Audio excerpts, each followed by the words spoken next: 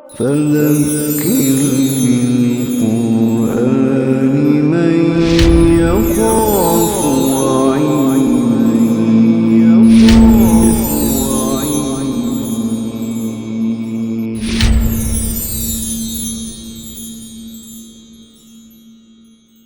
بسم اللہ الرحمن الرحیم۔ سورۃ الغاشیہ۔ هل اتاک حدیث الغاشیہ، کیا تمہارے تک پاس خبر نہیں پہنچی چھا جانے والی، ڈھانپ لینے والی کی؟ وجوہ یومئذ خاشیہ، کتنے ہی چہرے اس روز خوف زدہ ہوں گے۔ یہ دو لفظ ہیں، خشوع اور خشیت۔ ایک کا مادہ ہے خاشین یا، اس کا مطلب ہے ڈر، اور ایک ہے خاشین عین، اس کا مطلب ہے دب جانا۔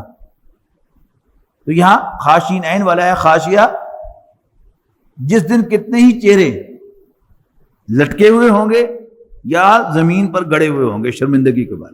عاملۃ ناصبہ، سخت مشقت کرنے والے تھکے ماندے، تصلی نارا حامیہ، جو دہتی ہوئی آگ میں پڑیں گے، تسقی من عین آنیہ، اور کھولتے ہوئے چشمے سے انہیں پلایا جائے گا۔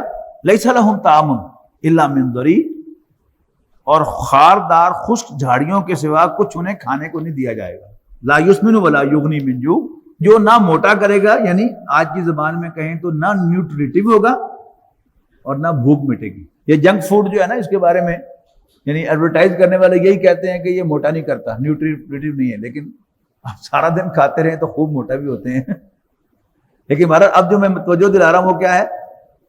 لا یسمن، کہ نہ وہ نیوٹریٹو ہوگا، ولا یغنی من جوع، اور نہ بھوک مرے گی۔ دو ہی ہے نا، کھانے کے وجوہات دو ہیں، ایک ہے کہ آپ کو بھوک لگی ہوئی ہے، یا آپ اب کمزوری محسوس کر رہے ہیں، دونوں کام پورے نہیں ہوں گے۔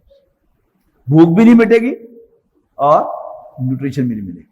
وجوہ یومئذ ناعمہ، اس کے مقابلے میں کتنے ہی چہرے اس روز نعمتوں میں ہوں گے، انجوائے کر رہے ہوں گے، لسعیھا راضیہ، اور اپنی کارگزاری پر خوش ہوں گے۔ فی جنت عالیہ، بلند باغات میں، لا تسمع فیہا لاغیہ، کہ جن میں وہ کوئی بیہودہ بات نہیں سنیں گے۔ فیہا عین جاریہ، اس میں رواں چشمے ہوں گے۔ فیہا سرر مرفوعہ، اور ریزڈ بیڈز ہوں گے۔ واکواب موضوعہ، اور کرینے سے رکھے ہوئے جوڑے ہوئے ساغر ہوں گے، شراب کے جام ہوں گے۔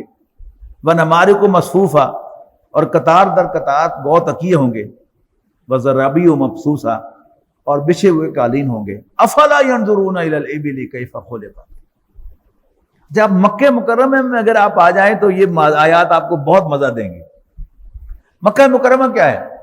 پتھریلے پہاڑ، خشک وادی، اور اس میں سب سے بڑی دولت اونٹ۔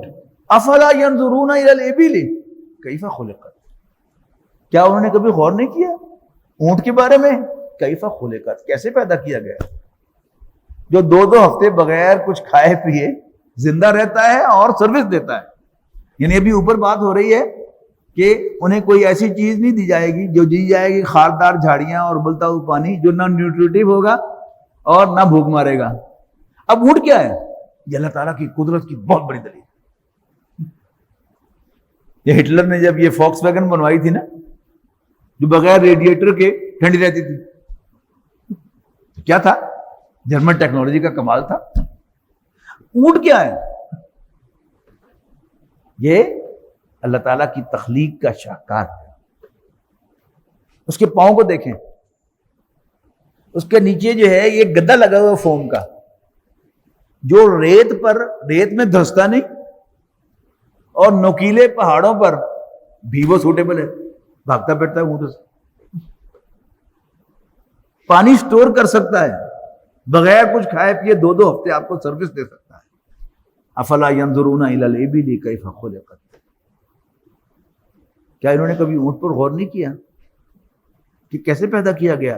وإلى السماء کیف رفعت، اور پہاڑوں پر چڑھتے اترتے نظر کس پہ پڑتی ہے؟ آسمانوں پر۔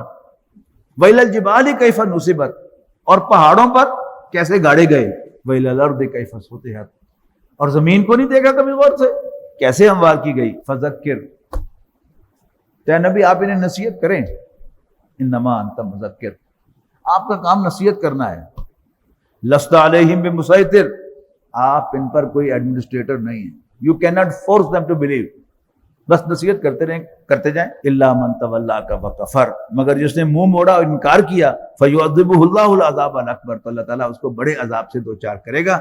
انا الینا ایابہم, بے شک ہماری ہی طرف ان کا لوٹ کے آنا ہے. ثم ان علینا حسابہم, پھر ہمارے ہی ذمے ان سے حساب لینا ہے.